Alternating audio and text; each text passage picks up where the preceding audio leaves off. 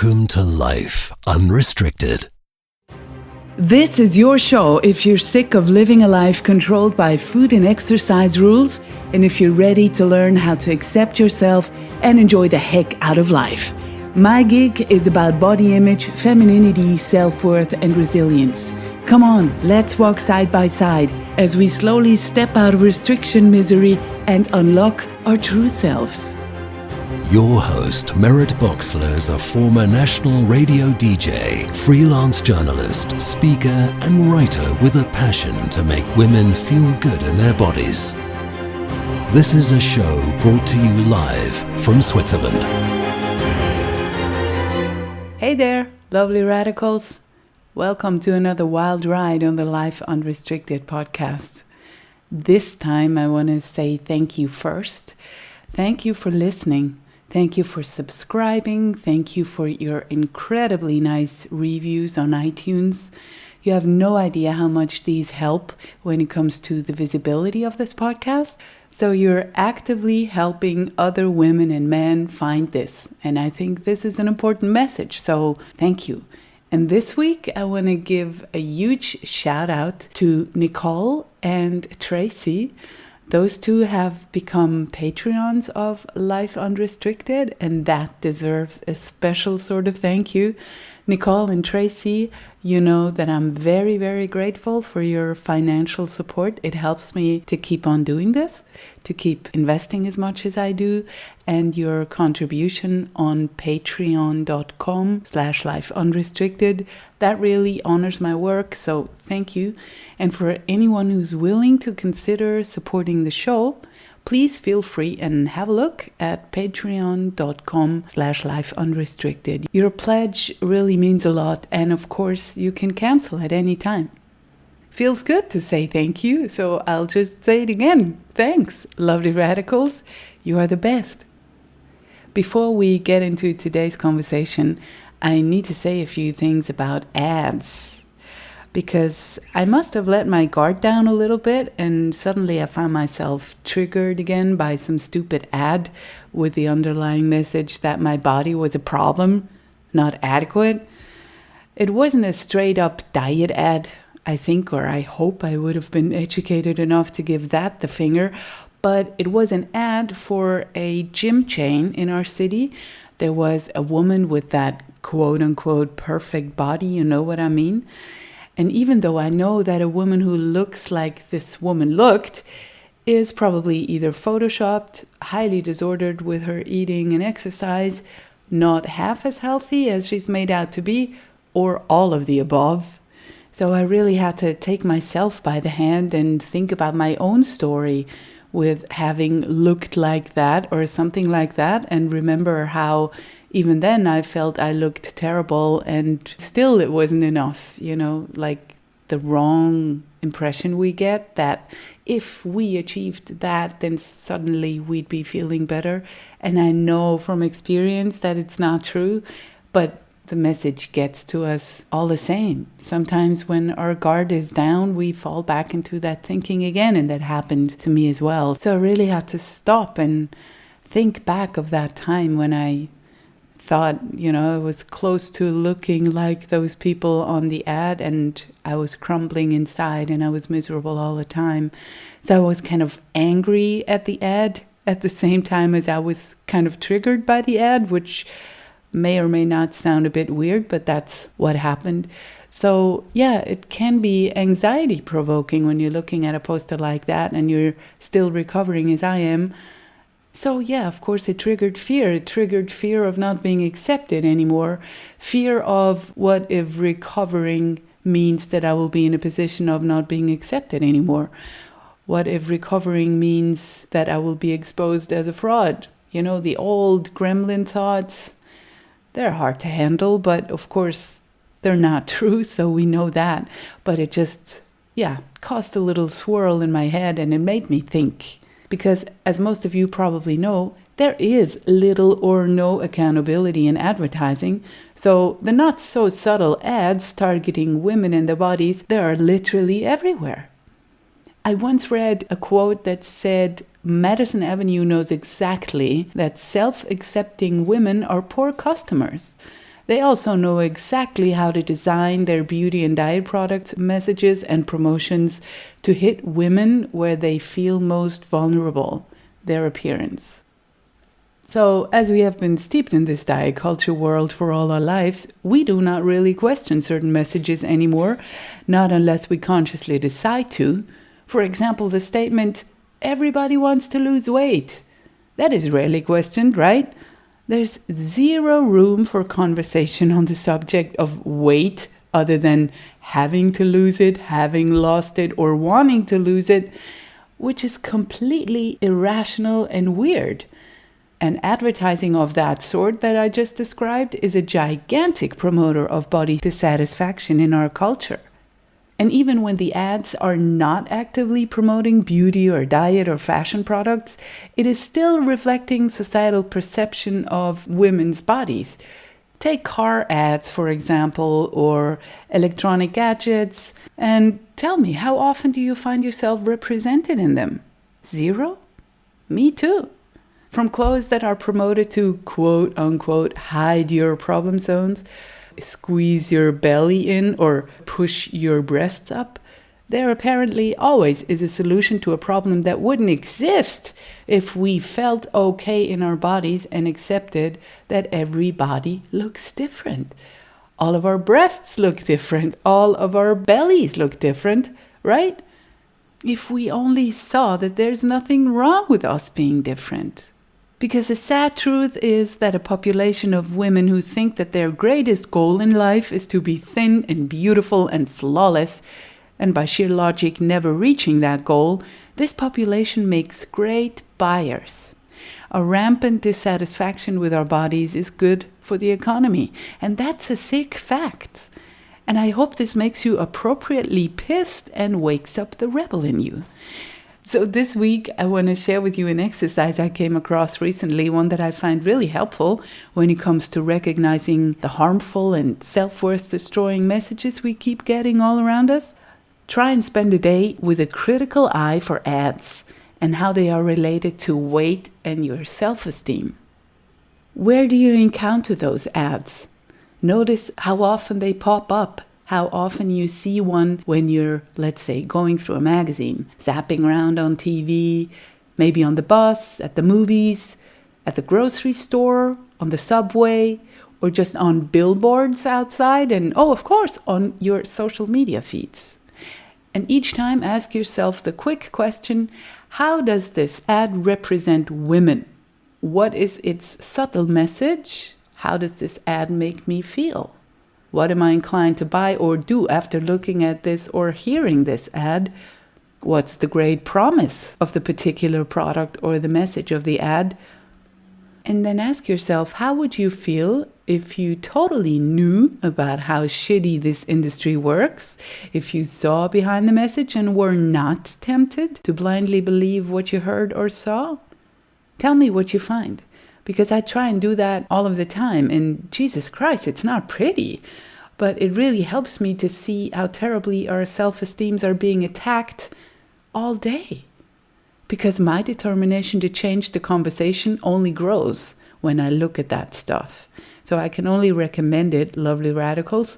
It really helps to see that we're really being duped all the time, and that maybe we are okay the way we are, right? In today's episode of the Life Unrestricted podcast, I'm talking to Anne Poirier. Anne is the new program director at Green Mountain at Fox Run in Ludlow, Vermont. Green Mountain being a non-diet mind and body wellness center that offers retreats for women who want to start the journey back from years of dieting, body shame, weight obsession, and food fears. They relearn to enjoy food again and relearn to move in a way that brings joy and has nothing to do with food and weight and calories or punishment. Anne was a fitness trainer for 30 years, and she came to the realization that the fitness industry is in fact making many people less healthy instead of more. She saw time and time again that the same people she had been helping to lose weight through diet and exercise were coming back to her after they had regained the weight, feeling frustrated, depressed, and convinced that they had failed. At the same time, unbeknownst to her clients, this same cycle was happening to her as well.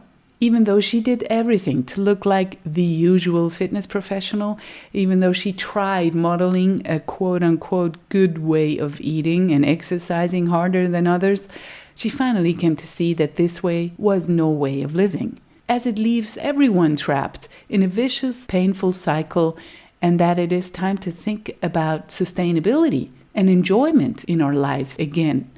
Sounds good, doesn't it?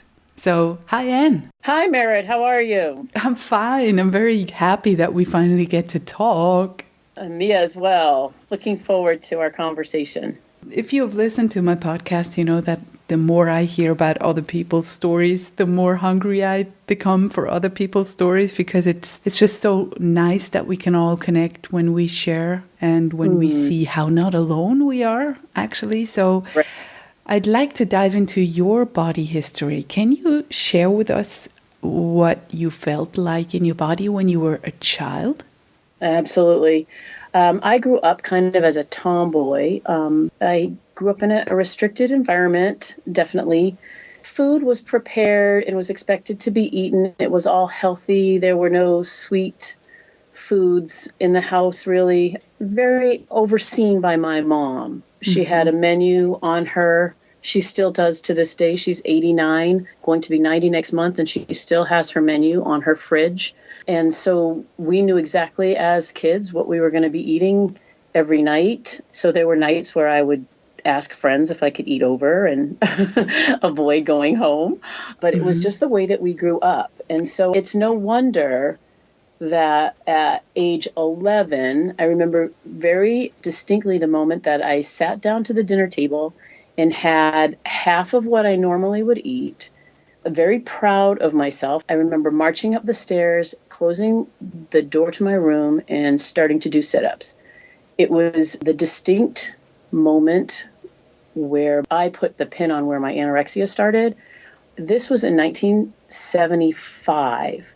So in 1975, anorexia, bulimia was just not well known to anybody. It wasn't until, I think, 83 that Karen Carpenter passed away from anorexia. So no one knew what it was. And my disease progressed for about 3.5 years. I lost a lot of weight in 7th and 8th grade, 9th grade. That's kind of the time frame. And I just ended up in the hospital, ended up with counseling, really grateful for my parents to kind of have seen something that was going on, and my mom researching what to do, where do we go from here, kind of thing. So that's, I noticed that's where the body image piece comes for me. I can look back and I can actually see where the seeds were planted about my body as a younger kid, being teased and called Annie Fanny Farmer. That's what the kids used to call me. What does that mean? Could have been, I have no idea, to be honest with you. But that nickname I took on as that I had a fat butt and that I was fat. That was just what I internalized from this nickname that the boys called me. Did you get called that at home as well? Or did you just make up the story that you were chubbier than others? Or was it the case? I was stocky. That's the way, my mother would have said it, that I was a stocky girl. My brother would call me Annie Fanny Farmer because it was his friends that's where the nickname was coined. So from there, I call that the seed. Like, this little seed was planted, and then not long after, going to the doctor's office and being weighed and having the doctor tell my mom, you better watch what she eats because she's a little on the heavy side. So it started there, and I call that like watering, that was kind of watering the seed. And then I went to school and I didn't fit in the clothes that the cool kids were wearing. And that's about the time where something triggered in me, and I just said, I'm going to lose weight and I'm going to be thin because that's going to make people like me and that's going to make everything okay. And then I'll feel like I fit in. So I struggled for quite a few years with anorexia. And when did your mother notice? It's probably about 6 months. I did write a little blog about standing in front of a mirror with my underwear on, humiliated at 11 or 12, and her asking me what I see. And pinching myself and saying, I see fat, I see fat, I see fat. And she was horrified. So that's where she just started to try to figure out what the heck was going on with me, and set me up with a psychologist who put me, on an eating plan, and I was supposed to write all my food down for him. And of course, I lied about everything that I ate. Mm-hmm. He weighed me every single time I went in, and oh God, he told me that he would put me in the hospital. So he continued to threaten me with that, and it didn't matter. I was completely absorbed in the obsession, in the addiction, and the disease. So it was what consumed me. And that poet that you had just put up on your site from last year, mm-hmm. Blythe was her name. When she talked about her anorexia was the most interesting part of her. Yeah, it's terrible. Yeah. Right. What and am I true. without the disease? Yeah. Right. It was that piece where people would say, "Oh, you look so great." And then what made you realize that this was the road to hell after 3 years? Yeah, it was my desire to start to get involved in sports. Uh-oh. I know, of course, right? So it fed into the disorder anyway. Sounds like gasoline to the fire to me. Yeah? Exactly. Yeah, so I had to maintain a certain weight, and my dad would let me play soccer. So I maintained a certain weight, and then I delved into soccer, and then of course from there, when I was getting ready to go to college, I decided of course to pursue exercise science. So that would help me continue. I look back on it now and I say, no wonder I chose the path that I chose. Mm-hmm. So I went to school and I played college soccer. I had a coach that was pretty bad. I had a little, I would call it a misstep in college where I started to diet again. And when I got out of school, I didn't know really what to do with myself. I went into the fitness profession, and I couldn't really make ends meet. I was living at home. Some of the other things that kind of fed into the disorder, I did a bodybuilding show, so that was real strict dieting again, dropping down weight, having people tell you how good you look, and then as soon as the show was over, regaining the weight, and then feeling horrible about my body and dieting again. So up and down the scale after college, I can't even tell you how many times. Down 20 pounds, up 20 pounds. Mm-hmm. Worked on a fire department for 5 years and put on 25 pounds, kind of trying to fit in and be one of the guys, always trying to search for something, some sort of an identity. Yeah, and belonging, sounds like. Mm-hmm. Right. My identity was I was strong, or I was fit, or I was an athlete. Any of those labels kind of defined me. So I continued to search for just trying to be better or do more or be fitter or any of that. So I continued to do that for a long time. I got married to a firefighter. So that's why the firefighting story is a little interesting, and had 2 beautiful daughters. Now, pregnancy was the time that I didn't worry about food. The only time I can remember that was just freeing, because I knew I was eating for the baby. So I didn't think about food. I didn't think about calories. I didn't think about anything other than taking care of this baby that was growing within me. So that was a great, 9-month period. But then once that was over, it was directly back into finding my fitness, right? The baby was born, and I was in the gym within, a week, back doing my thing, teaching group exercise classes at the time. That was my profession. So teaching 18, 20 classes at the time. And that was what I did for work, fed my disorder that much more. And that's kind of how I lived. And you didn't realize that was disordered? Not for many, many years. Yeah, I didn't either. You just thought that's your way of controlling your weight, and you have to do this, and you made the best of the situation, or you thought you made the best of the situation being a personal trainer. Right. That was expected to be fit. And to be honest, I wasn't, I look at myself and say I wasn't as fit as other people, because there's that social comparison. Of course, you're comparing yourself to everybody else.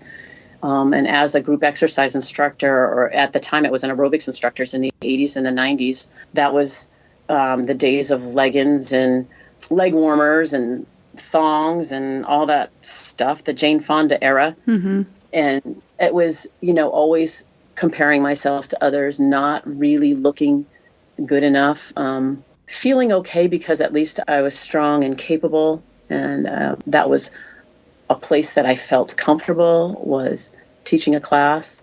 That created my identity. From being an athlete in college, it now became this group exercise instructor, and I did that for many years. It was only about 5 years ago where I started to realize that it was disordered. So you were way over 40 then? Yes. Mm-hmm. Yep. Close to 50.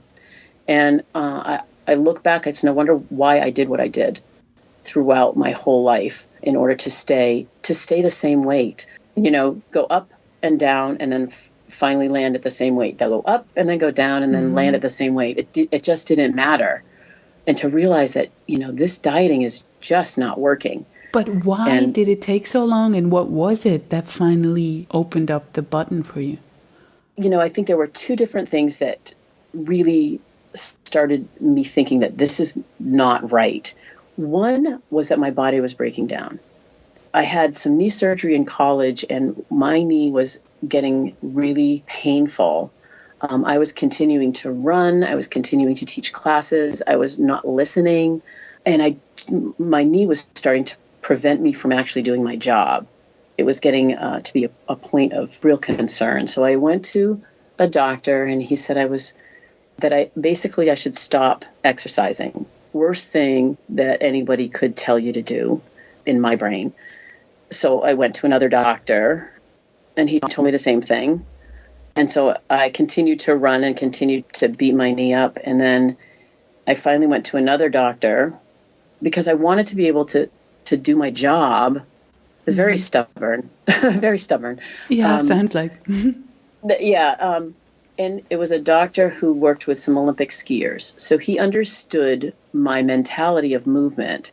Yeah, I understand it too. I'm just stubborn. Right. Yeah, I know that. Yeah. Because it's part of us. It's who we are. It was it was this piece. You just don't take no for an answer or stop for an answer. Right. It's like, no. I know. So this doctor was fabulous. And we tried a whole series of different things to try to get my knee to feel better so that I could do my job. And I went through, some shots, and I was actually going to do a different surgery, but when they went in there, my knee was too bad. So it'll be 2 years in January, I got a full knee replacement. And that was part of my recovering journey, because I had time to just sit and say, what have I been doing? What is this all about? And I started to write a lot. I started to find other ways that made me feel the way I felt when I exercised. I don't know exactly, other than the fact that I just said, this has got to stop. I started to say, okay, I've got to do something else. I can't be in the fitness field anymore. I don't want to be in the fitness field anymore. It's too destructive. I see it over and over again. The young girls, I was working at a college, the young girls coming in, weighing themselves and getting on the elliptical or getting on the treadmill and beating themselves up, and the girls talking on the spin bikes about their bodies and the fat talk and the shame. I just couldn't be in that environment anymore. Surrounded by mirrors, always comparing, never feeling good enough, people coming to me wanting to lose weight, knowing that I was having trouble myself with it all. And that's when I went back to school to get my graduate certificate at Plymouth State for the Eating Disorder Institute. And things just started to make much more sense to me. I started to get the science around dieting. We talked to Evelyn a little while ago, and all of her intuitive eating philosophies. I read that book. I read Health at Every Size. I just started to dive into this other way of living. How did you confront your fears about weight? that was the fear-based driver behind all this. Yeah. It was a process of trying to start to be neutral. Like we talk here at Green Mountain about this, body hatred, where a lot of the women come in hating their body. And then the world tells us that we have to love our body. Oh, you have to love your body. And it's really a hard thing to fathom. Yeah, when you're steep in this, order. yeah, right. When you're in this hatred. And so we talk about trying to get into this neutral pace. And for me, it was finding the neutral balance that what does my body do for me? What has my body done for me? Appreciating what it has done, appreciating what it can do, starting to release calories from exercise, release punishment from exercise, find ways to move that make me feel good, that aren't according to the exercise guidelines. It doesn't have to be 30 minutes. It doesn't have to be 60 minutes. It doesn't have to be at this kind of a heart rate. I don't need to follow those rules anymore. And it was really very empowering to say to myself, I can do what I want. I can move the way I want. I don't have to look the way society wants me to look. I don't have to listen to people. I kind of went on this little I'm going to just be me. I'm going to do me. I'm going to play me, and you all can go do you. Mm-hmm. Right? That was through a lot of writing and through my recovery process with my knee. Just before I did have my knee done, I found drumming. I think that you have it in your area a little bit more than we have it over here in the United States. But I read it on your site that you do Drums Alive. And I was like, I've been looking for this for a year, and it's like only about 30 kilometers away, and I don't have a car, so I can't go there. So tell us about Drums Alive. Yeah. It's kind of, there's pure joy coming up even when looking at videos of Drums Alive. So if people don't know what it is, maybe you can explain it. Sure. This is the second part of my wake-up call, was this drumming. I was at a workshop, continuing education workshop on exercise. It was exercise and medicine. And the gentleman that was talking just mentioned Drums Alive off the cuff. Has anybody ever heard of it? No one raised their hand. He said, oh, look it up if you're interested. And that was the only thing that was said. I went home and I looked it up and I found it online, found some videos, and fell in love with it from that minute. Yes. I get it. Tried to find a training. It took me 3 months to get.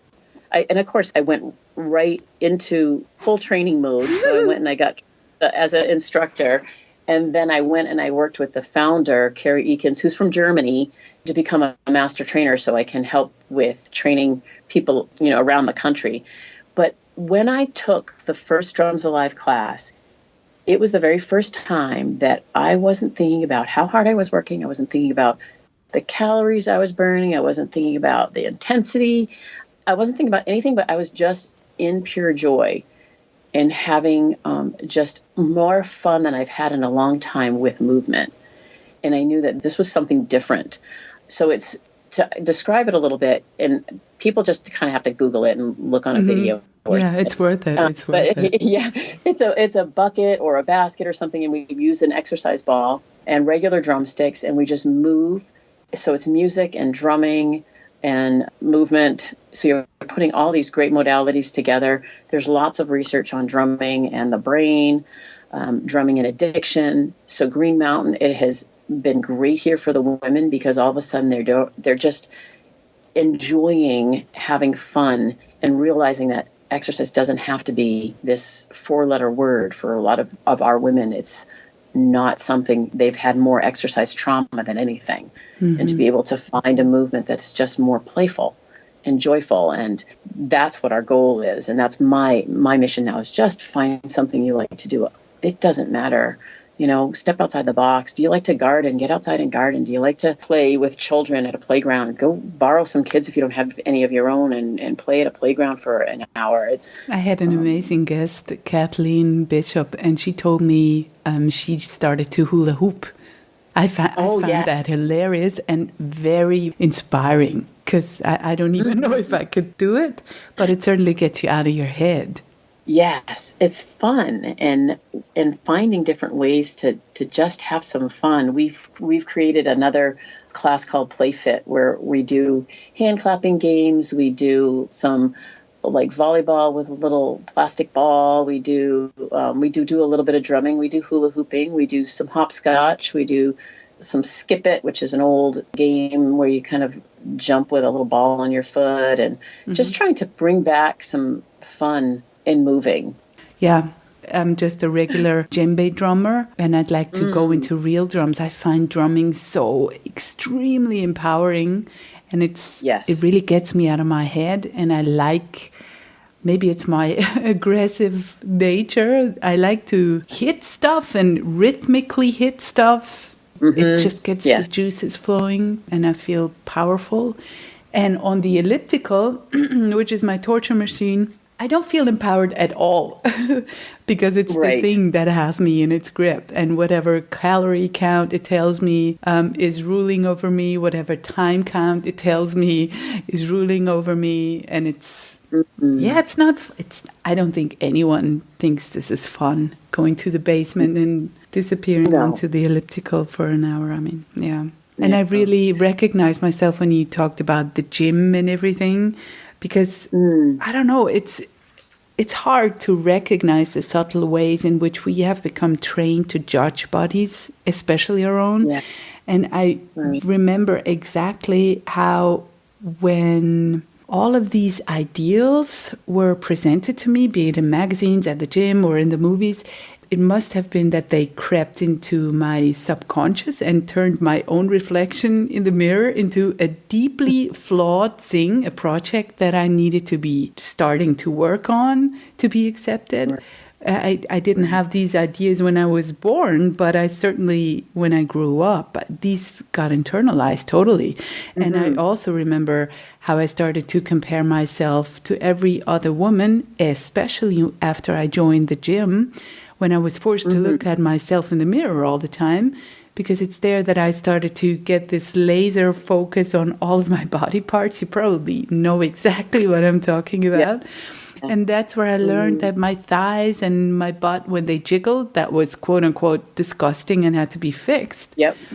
And suddenly my body felt like an enemy, and so did every beautiful woman out there. Unaware of this as I was, I never even stopped to think that if the instructor in the front of the room was also having these thoughts. I just assumed the instructor is perfect. I want to look like her, effortlessly perfect, and perfectly confident, of course. So I was looking at people like you and thought, you must have the perfect life and feel sexy all the time. Yeah, isn't that interesting? Isn't that interesting?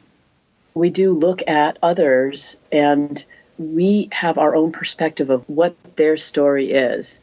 We can tell them how perfect they are and how unperfect we are very easily. Yet, if we could understand other people's stories, then we wouldn't be comparing ourselves to other people.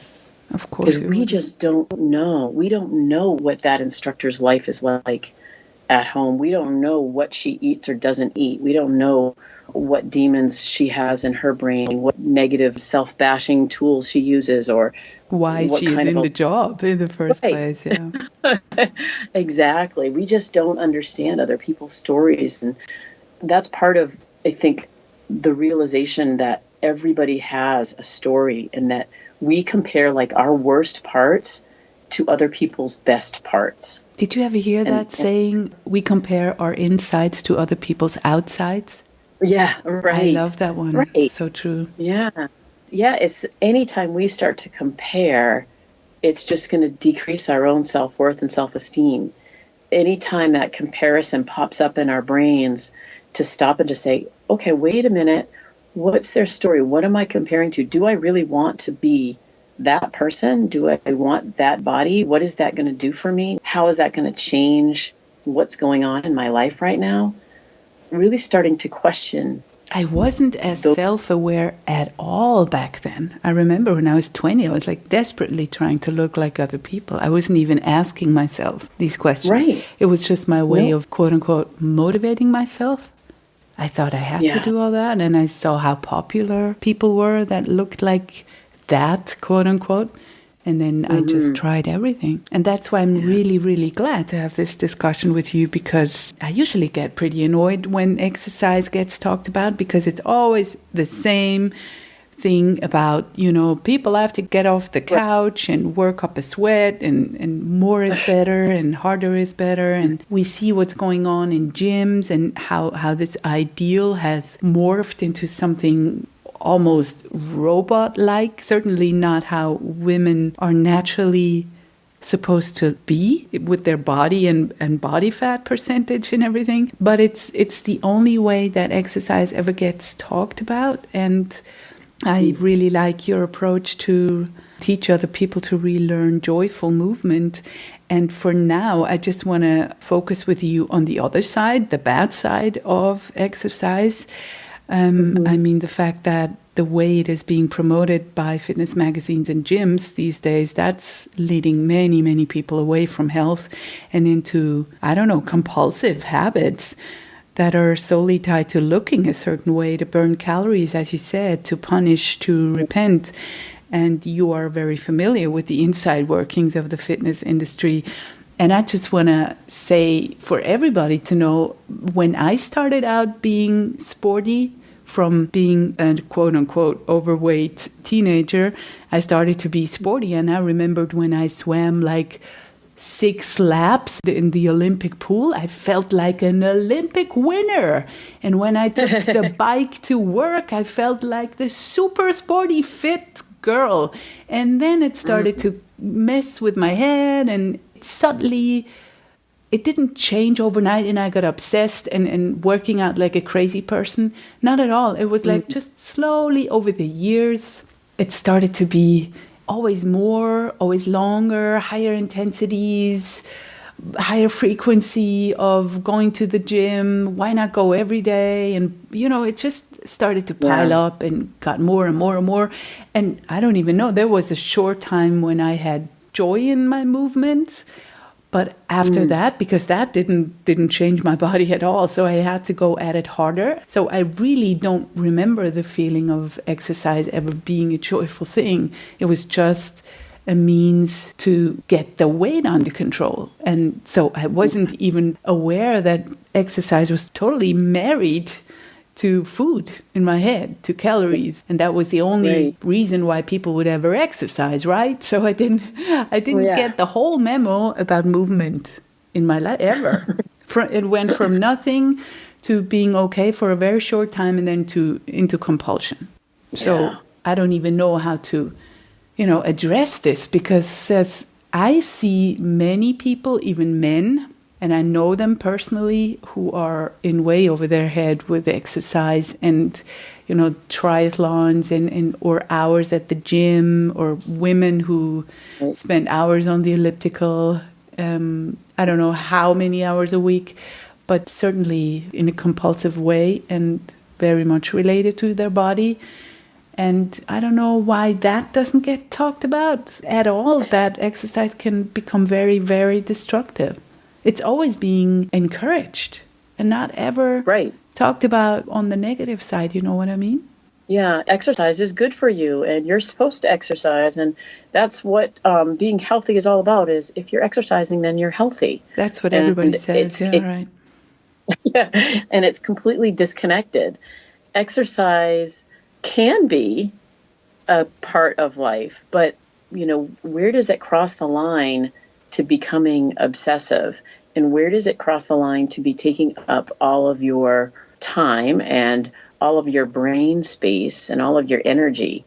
It really took for me to understand the metabolic process. And kind of, the science has always helped me fall back on, this isn't necessarily going to work. Can you get into this with a little detail, what you mean? If you were talking to an exercise addict, what would you tell them so that you can actually reach through to them? Well, the first thing you have to try to figure out, what is their why? Why are they doing this? And they will lie to you, right? They will say, I want to be healthy. And you know that that's not the main driver. So, yeah. By continuing to ask why. And what is it that they're getting out of it? But even competitive athletes, their performance will start to hinder if they continue to push too hard. So for competitive athletes, it's a little bit easier to touch them because it's going to be a physical decrease in their performance. They're going to see that. But when it's just someone who is looking to work on their body, to start to educate them on, do you realize that the elliptical machine is going to say that you burn, say, 300 calories. But your body is so used to that it's probably only burning about 100 calories at this point because you've been doing it for so long. There's such an interesting piece to people who continue to feel that that's where their worth is in this body image driven society. And I've got to be the fittest or the thinnest. Mm-hmm. That's where we have to figure out what need is this exercise filling. Exercise can be utilized like alcohol. It can be utilized like food. It can be utilized like drugs or shopping or anything. It's a medicator, numbing out some part of life, something that's not getting filled. So there's a void in somebody's life. It could be loneliness. It could be boredom. It could be fear, shame, guilt. Not good enough usually is a big piece of it. Their body's not good enough for what they want. They're usually isolating. There's a lot of stuff that goes on in connection with this piece. And to understand that only 20% of our metabolism is through movement. The rest is the rest of our body trying to really work efficiently. 30% in our brain. The rest is our body systems and the thermogenic effect of food. So we've got really only 20% that we're working with. And we're working so hard to try to attain a certain body type or body style that our body is just going to continue to fight against, especially if it's lower in body fat than we're designed to be at. So the studies have shown how our metabolism will start to fight against people who are either restricting or exercising too much. And as soon as they stop exercising to that amount or they start to eat, their body actually becomes much healthier, but they also feel a lot better. But if they're not connected to the fact that what they're looking like, that connection, that identity with what I look like, we've got to kind of unfold and peel back the layers of body acceptance and understanding and respect. Because we're treating our bodies I call it treating our bodies like a bad gift. When you get a bad gift, you throw it away, you re-gift it, you put it in the back of the closet. And so as with exercise, it's beating ourselves up. It's a punishment. It's not good enough. This gift is not good enough. I am not worthy enough to live in this body unless it is thin, versus, okay, let me take a different approach and say this is a good gift. So if my body is a good gift, this body that I live in, this is my home, this is where I live, if this body is a good gift, how do I treat it? How can I respect it? How can I appreciate and accept this body that I'm in? And that for some is the biggest hurdle. How do we get people to understand that exercise driven or exercise compulsion isn't going to get them the body that they want? It doesn't matter where their body is, it's never going to be good enough. Yeah, but we have some models in the gym industry and everywhere. You want to train like them, to look like them. They got whatever it might be that the person wants, abs or whatever body parts. And we see that it's possible because of the pictures that we are surrounded with everywhere, in movies and ads and at the gym. So we think that we have to. And for some, it even was the case that they once looked like that, so they don't want to give it up. You know what I mean? So we see that somehow it must be possible because somebody else looks like that. And for some people, it even is possible to look like that when they're really sick. Right.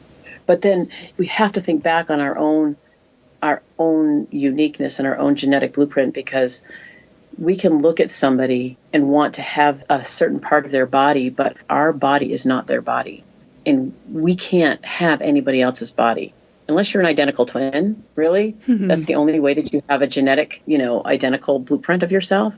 We all have these different bodies, and we're not supposed to look alike. And we don't even know what's in the media because that's all now completely photoshopped, and we don't know what's real and what's not real. You can't even really take a look at magazines and ads and know what a person really looks like. It's just avatars, yeah. Yeah, yeah. And you see them in the gym, and that's just, we have to always go back to the fact that that person is not me. They don't have my genetics, and I don't know what they're doing. I don't know their story like we talked about before. It's really hard to just always want, it's a hard place to be in, to always want to look a different way. And it's good to know that just how many fitness instructors are disordered eaters or even have an eating disorder, because we don't usually know that. And since I've started to talk to so many people and being connected to a huge number of people, I find that the majority of the fitness instructors, especially women, are very much disordered, or the motivation to do that comes from a disordered place. You know what I mean?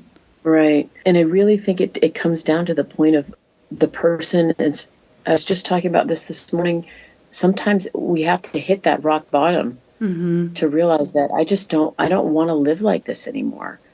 I don't want to have to feel this way forever. Feel like a prisoner to present a facade. Yeah. That isn't even you. Yeah. 100% of your time taken up with calories, or when am I going to work out next, or how many calories have I burned, or what did I eat last night, and all that stuff that fills our heads that could be utilized in so many more productive ways if we could let that go.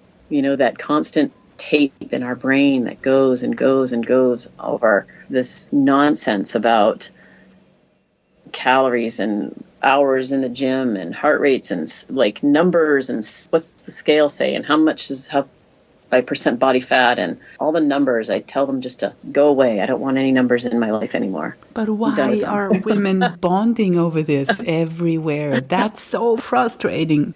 Even though they come from a scared place and they basically want to look better than the other in most cases, but they seem to bond over this diet and exercise talk all the time. And it's not going to help anyone. Right. We have to change the conversation. Oh, yeah. And not buy in. So when you do sit down and somebody talks about, well, does this shirt make me look fat? Or I'm trying this new diet, you know, saying, hey, I call it a sandbox. I say, I don't want to talk about that. Let's talk about something else. My sandbox is my sandbox. Your sandbox is your sandbox. If you want to talk about diet and weight and that kind of thing, find somebody else, because I don't want to talk about it anymore. Let's find something else to talk about than what the next diet is. Yeah. Or, you know, is that the opportunity where we can educate and say, hey, let's really talk about what's going on. You know, why do you say that? Why are you talking when they talk bad about themselves? You know, why are you talking like that to my friend? I don't like it when you talk to my friend like that. You know, how can we change that conversation to spin it in a different direction and start to get people that we know that there are people in the industry now that are, you know, advocates on body image and on, you know, health at every size, and the body image movement now that's taking up, you know, rolling a little bit, and people in the field that are really advocating about healthy doesn't mean thin, and unhealthy doesn't mean fat. No. That's what our culture continues to push. Yeah. And that's not the way it is. And when I got the most compliments on having a fit body or fit looking body or a healthy looking body or a disciplined looking body, whatever, I was the most sick. I was basically being encouraged to stay that way. And it is a big motivator to see, I don't want to model that for anyone else anymore. That kind of opened my eyes. I'm being that person that once motivated me to become this.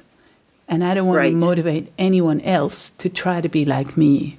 And that's why I started maybe 2 years ago to tell people where I'm coming from with my exercise, and that it was not something I wanted to have applause for, that it was coming from a place of fear and from a feeling of being imprisoned, and that they shouldn't just look at it from the outside and go, I want to be like her. I really got honest about it and said, you don't want to be like this. It doesn't feel good. I don't even know where my playfulness and spontaneity and freedom went. But certainly it isn't around here anymore. You know what I mean? And it just went away with time. And as you get used to colder weather or whatever it is, you just, over time, you get used to your cage being smaller and smaller, and you just kind of try and adapt to live in this ever smaller habitat until, as you said, you hit rock bottom and you realize, Jesus Christ, how did this happen? I'm hardly breathing anymore. And I don't even remember when I last slept the whole day or just binge watched TV all day or just went out to brunch with people and just didn't think about what did I eat or what did I not eat and how can I possibly exercise? When did this get so compulsive that I didn't go on holiday anymore if there wasn't a gym? Jesus Christ. I mean, had you told me that when I was 15, I would have said, no way, who wants to live like that? And suddenly I was okay with it. Yeah. So, and it just, it's very alluring. It sucks you in. Mm-hmm. And it's very much like, the diet industry too. And the people that continue to search for the next diet or to search for the next exercise program that's going to give them the body that they want. Oh, that's the one that'll do it. Oh, that's, and this continued search for the next thing that'll work. And I call it like that lottery ticket. Oh, that's the one. That's the one that's going to do it. And then unfortunately they try and fail, and then they feel like a failure, and that wraps up into this cycle, and then it starts all over again. And it is very easy to hide an eating disorder behind athleticism. Yeah, absolutely. And there are a lot of athletes that have suffered with eating disorders. And it's very easy to get into, especially in competitions where bodies are judged, gymnastics or dance, ice skating, things like that, where they're looking at bodies and their lines. And how does it become obvious? Only when it's so severe that it's visible that they have a problem? Right. Oh, really? And then when people start to be too thin or they aren't performing, and that's usually when they end up bowing out of competitions. You've seen numerous gymnasts have issues with eating disorders. Long distance runners, same kind of thing. Thinner means faster. And that's not always the case. No, not at all. So, and I've seen it in team sports as well. People start to get pushed around in a team sport, and then they realize that, that's usually a good point for a woman, especially playing a team sport, to realize that I need to put some weight on in order to hold my own against these other women. Because once they start to lose weight, they lose their strength. And so sometimes athletics can help, and other times it pushes people right over the edge on the other side. And you know what pushes my buttons, or it really angers me to see you will only get recognized when you were, maybe started out thin already or more or less thin, and then they see your suffering when you become quote unquote too thin. But people who, like me, were in a slightly bigger body when they started out, and then I got thinner and thinner, but I was still in the normal range, but no one considered this a problem until I started deteriorating, but not beforehand. So with that sort of logic going on, we have to see that eating disorders are not visible by a certain body type. No. And it only gets recognized when they look severely malnourished. Yeah, and it's really sad that can't be. We need to try to help educate professionals to notice when, if a professional is in a gym or a fitness facility, to notice when somebody is stepping on the scale a lot or someone is spending a lot of time on particular machines, that we need to take a step and approach and say, can we help step in and try to do something, because it can deteriorate really fast and become, as we know, fatal as well. So it's really important. We need to educate. Yeah. And what are the most common signs of too much exercise or an exercise addiction? Are there telltale signs like, fatigue or the inability to take a rest day? Yeah. When you get up in the morning and don't want to work out, when you are not sleeping well at night, when your performance starts to deteriorate, when you won't take a vacation, like you said, without a gym, when you don't do something because you don't go out to eat because you haven't gotten your workout in, when you get up in the morning and say, oh, I ate this last night, I've got to get to the gym and burn it all off. When there's connection with calories, and when there's also connection with, okay, well, I did an hour yesterday. Oh, an hour and a half must be better. I'm going to do an hour and a half today. And when you see yourself progressing slowly, adding more and more and more on because it's not enough, not feeling like that's good enough. I need to do more. I'm losing my fitness because I haven't worked out in a day, and going back and doubling up your exercise, really starting that where that mind starts to play the games on, I have to do more, I have to do more, I have to do more. Yeah, it's tricky. Yeah, I think that's, for me anyway, this is more important than something that really should have been more important. That getting to the gym was more important than, driving my daughter to school or things like that. Or being on time or going to work. Yeah. Yeah. When you things a little askew that way, that's not good. So I also noticed, you said very bad sleep, and I realized that in my group, a lot of people don't realize that this is connected. And only just recently I found out that my very frequent nightly urination also has got to do with exercise, and that the hormone that suppresses the urge to urinate during the night so that people can sleep through, that gets out of whack when you're overtraining. And also, that you're basically just stressing out the body all the time, and that it can hardly sleep. It messes with the circadian rhythm and with the hormones, all of the stress hormones and our sexual hormones as well. For me, it meant losing my period and not even realizing that this was connected at all. There was no talk about this anywhere. Right. I think that a lot of women and men who have exercise compulsion too are close to adrenal fatigue, and that's something that sleep pieces can be one of the key factors that lets people know that their cortisol levels are so high, they're going to snap. I think about cortisol as like a rubber band, and the more that we're stressing the body with exercise or diet restriction, that's only one part. That's the inside of our body. But what about family stressors or work stressors or all the other life stressors that are around us? And we keep pulling on this rubber band, and at some point it's going to snap.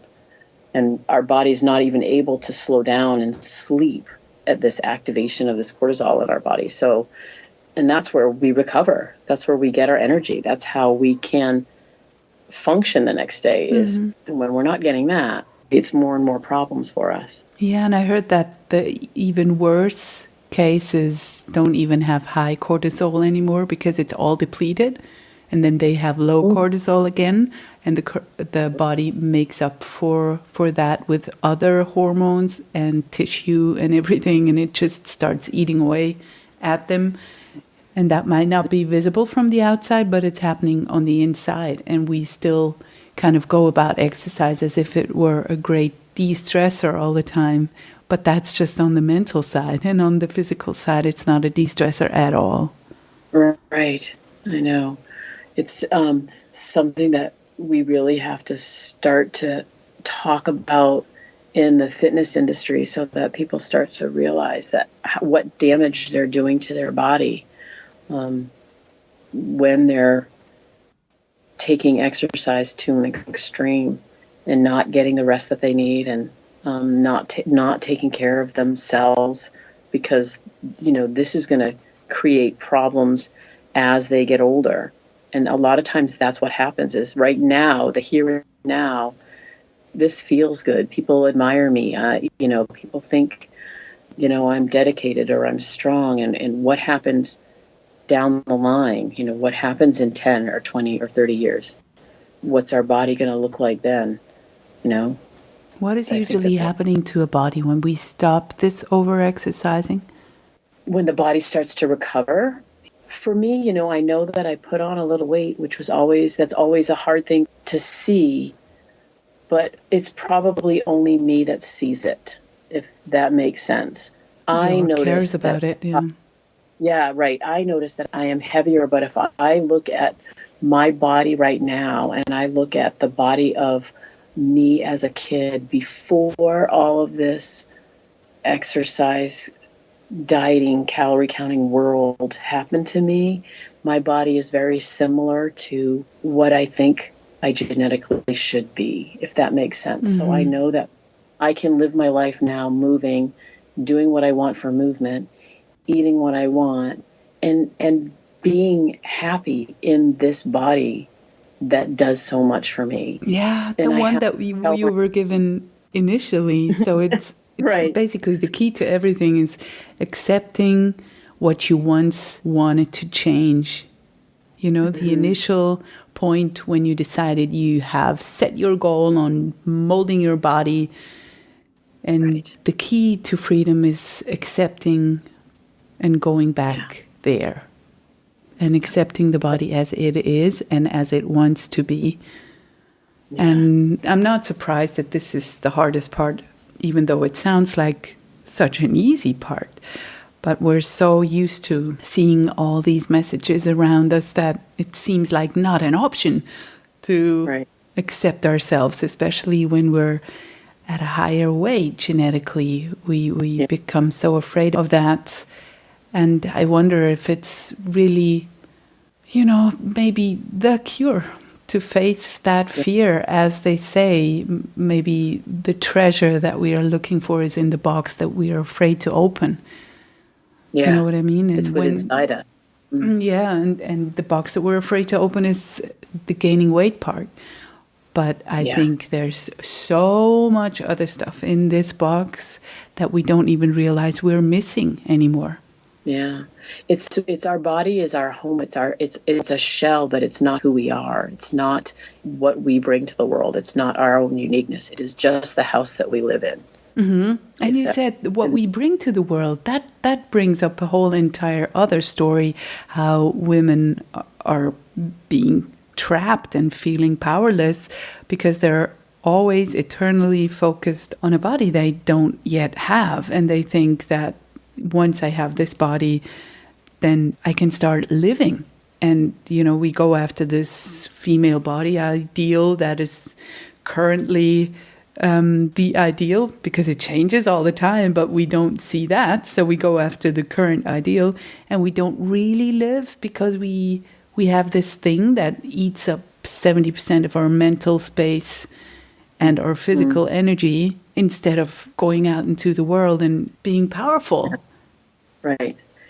We call it being her now. And don't put off doing things because you're not in the body that you want to. You know, it's that when I lose this amount of weight, then I'll do this. When I look this way, then I'll do this. And how long do we want to continue to wait for living life and having experiences and doing the things that might bring us great joy and freedom and peace? Instead, we hold off until or when. And do we ever know if it's even going to come? You know, and what sacrifices do we have to make in order to make that ideal become a reality? What does that look like? What does our life look like doing that? It sounds a lot like misery. Yeah. Yeah, right. It's really important to talk about our own negative thoughts and conversations in our mind. I think it starts there. We have to somehow tackle our fat phobia that we have in our minds and our negative self-talk that just has been going on forever without us noticing that we can actually do something against it. So how would you help people change this conversation that they have inside their mind? I use a visualization when I think about self-talk, about a field of grass. And if I walk across a field of grass and I say, I'm so fat, I need to get to the gym, I'm so fat. And I do that once, I leave a couple of footprints. But if I do that, I got to get to the gym, I'm so fat. Or I'm so fat, I got to exercise. I got to exercise again. I haven't exercised today. And I walk back and forth. You do that 20 years. Oh, God. Yeah. But yeah, exactly. Hour after hour, day after day, decade after decade, you've built yourself this pretty easy groove. So the second I think I'm fat, I'm already over on the other side of this groove, beating myself up and utilizing this negative self-talk that has become so simple and so easy. So, And then all the grass around the path is all grown up, and I decide I don't want to say that to myself anymore, and I step into this tall grass. I call it stepping into the weeds. And this isn't comfortable. I don't like it out here. I'm much better at beating myself up. I'm much better at calling myself fat. I'm much better over here. It's much simpler for me. But if I don't change and step into the weeds, in 5 years, where am I? In 10 years, where am I? Right? We have to start changing the words in our head. We have to start, even if it's not into this, oh, I'm great kind of talk. It has to be neutral at least. I'm doing the best I can. My body does this for me. I appreciate myself, right? Any way that we can get some sort of a neutral voice and then work on kindness and compassion to ourselves. That's where all of this really boils down to, is all of these thoughts that we just have to start stepping into the weeds and changing and moving from the ones that we've had for years and decades that are so easy and simple, and no wonder we are good at them. But we have to step off and start changing the dialogue within our heads, or else we're not going to shift the way we live our life and our behaviors. You know, if I can't change my thoughts, my behaviors aren't going to change. what I hear when I listen to you is intention, and it really became clear to me that what I was tripping over was the fact that I thought once I reach whatever goal, then the dialogue in my head would cease, and that this was just happening. It was the truth, and that once I reached the goal, that this would stop.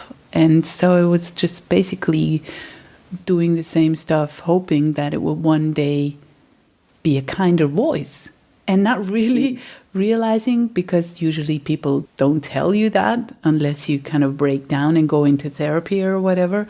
But I didn't realize that I have to intentionally talk back to that gremlin voice, because that will always be there, because it always has been, and it won't just disappear.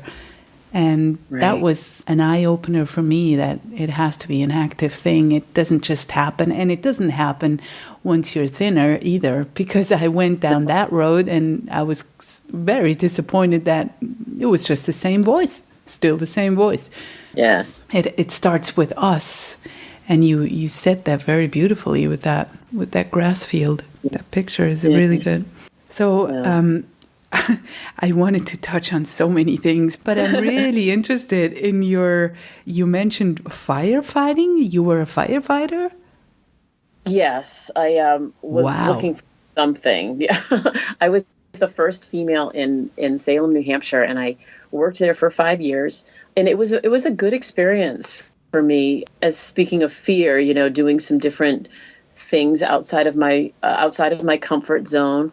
I did enjoy it while I was there, but, you know, there's a lot of downtime as a firefighter, and I was surrounded by men, and then I did end up marrying one, so I left before we got married. We dated while we were on the force, which was probably not a good thing. But anyway, we did get married, and so that was a piece of my finding my identity, you know, like looking for something that was different. I still see it as something that people would say, oh, wow, look, there's a girl firefighter. Does that make sense? Mm-hmm. So there was something I was still searching for, something again. A little, yeah.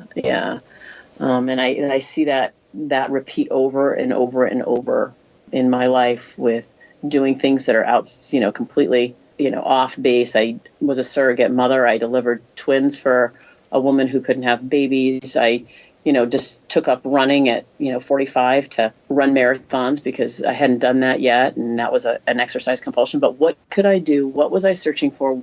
What could I do that people would say, wow, you know, look at what she does. Does that make sense? Always kind of searching for something that... Totally. Yeah. Totally. That wasn't necessarily my body, but it was something else. Just always searching. Mm-hmm. Trying to figure out, you know, what was my purpose? What's my path? Where am I supposed to be? Who am I supposed to be? But yeah. How is it that you won't be forgotten or left behind? Right. What's my legacy? What am I going to leave? Totally. Did you did you have to grieve that time when you realized that so many years you were busy trying to be something else? Yeah. I think that grief is something that people need to be aware of, that yes, you will have to grieve, whether it's food, whether it's exercise, whether it's your body, whatever it is that you hold so tight onto. When we start to become healthier in our mind, we have to make space for grief and being okay to be sad and being okay to think back and say, oh, what if? We don't want to live there. But that's why I think writing was so helpful for my own healing journey. I was able to write a lot of, this is where I was, this is how I felt, these are the experiences that I had, and then to actually share those and have other people come forward and say, I felt that way too. I know what you're talking about, that validation that you're not alone in the way that you think and in the way that you feel about yourself. But do you wish you had seen all that earlier? No, because now I look back and I know that every experience that I've gone through has led me here to be in this position right now doing what I am doing. My goal here at Green Mountain is really to help women not go through year after year after year. If they're here in their 20s or 30s, to stop this spiral that I lived myself. Yeah. To get a handle on it now. And if we have women in their 60s and 70s here too, and please, let's shut it down. Let's stop this negative self-talk. Let's find some kindness, find some compassion, find some peace with food, find some peace with moving our bodies, start to accept ourselves as we are, start to bring ourselves to the world, to say, I am more than my body. I am more than this. Doesn't matter how long. That's kind of now I want to help people not be where I have been. Not be waiting for something else to give you permission to live. Right. You got it. Beautiful. And that's a good way of reframing. We could think about our past in a very bitter manner, going, why the fuck did I spend 20 years? I'm so stupid. And I could have done this. I could have done that. But instead to see that every step was necessary for us to arrive where we are now. And that this is also a very important position to talk about this and to make other people feel less alone and to help them let go of that struggle, because you're a good example and I'm an example as well. Like, people start talking about this I hope this relieves and shortens the suffering time for a lot of other women. Right.